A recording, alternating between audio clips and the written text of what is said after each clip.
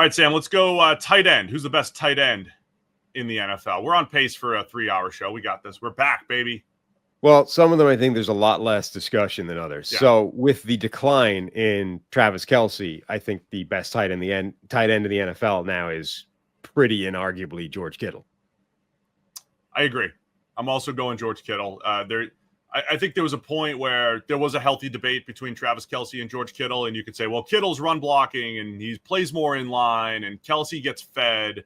And then you'd say, well, what if Kittle played in the Chiefs offense and had that type of volume as Travis Kelce?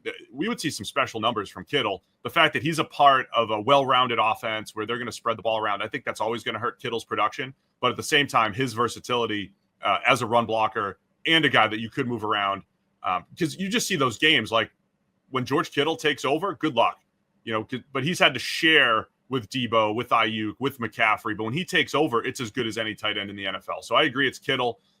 Some of the fun names as far as who it could be, that's probably the best part of the tight end conversation. But I think it's Kittle right now, as Kelce certainly looked like he lost a couple steps last year. It was efficient. He knew how to get open. The difference with Kelce last year, I think he could still get open, just couldn't do anything after the catch. He was getting tackled, whereas in the past he would create a big play. So you could see the difference in Kelce last season.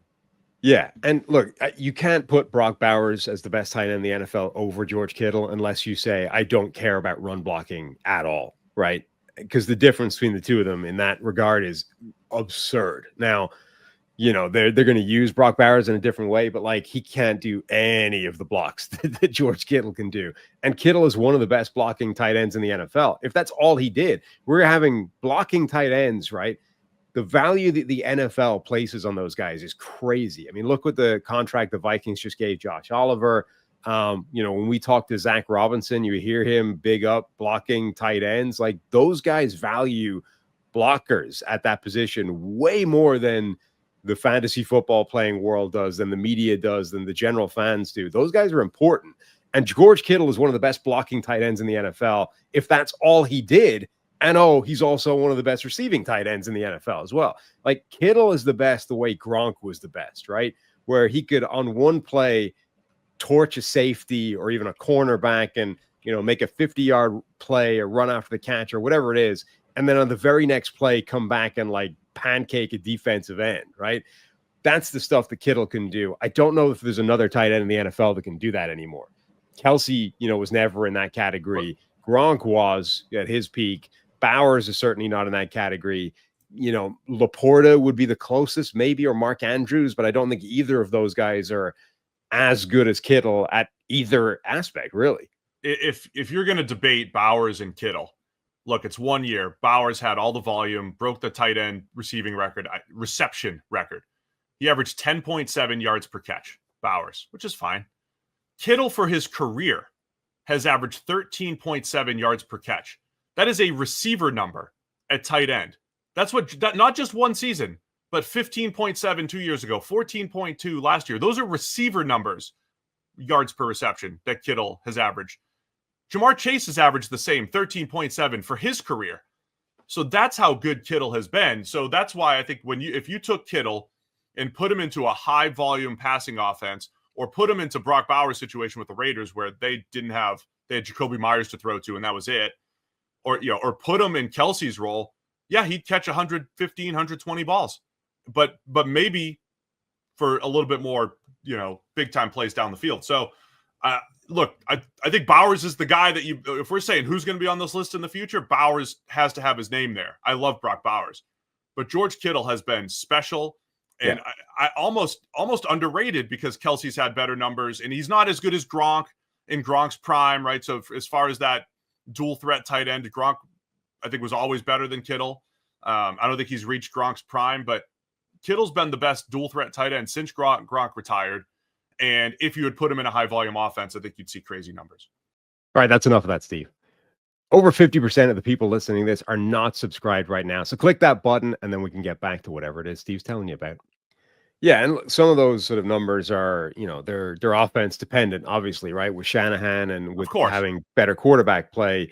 I think if you were only interested in receiving skills, Brock Bowers would be in this conversation. I mean, he's more of a slot receiver than he is a tight end, honestly.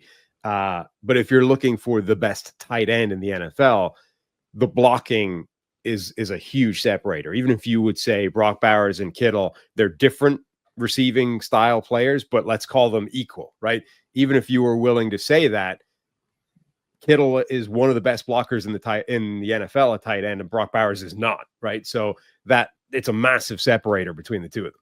By the way, I got to see where the blocking grade. It's still not great for Bowers, but even then you have to adjust. So like if you were just going to cite PFF grades, which we do often on the show, tight end run blocking probably needs as much context as any other grade, because if you are if you're a slot, just trying to grab a safety, or if you're a move tight end, you just have an easier role than if you're being asked to block defensive ends in line. So I just caution people, if you're going to use run blocking grades for tight ends, especially understand the role, and that when you have a George Kittle, you could just do more offensively. So that is why he's number one for both of us. If we're talking about the guy that could be on the list going forward, Brock Bowers is number one for both of us as well. Yeah, I think Brock Bowers is the obvious name there. Trey McBride, I don't know if you would put him, I don't know which category you would fall into, whether you would just call him one of the best tight ends in the NFL already, or if he's one of the future guys. Mark Andrews, I know, like, he's unfortunately at the moment, the only thing anyone remembers Mark Andrews for right now is a drop that cost him a playoff game, but he's been one of the best tight ends in the NFL. Walt in the chat, by the way, says, he doesn't remember a tight end ever getting into the Hall because of blocking.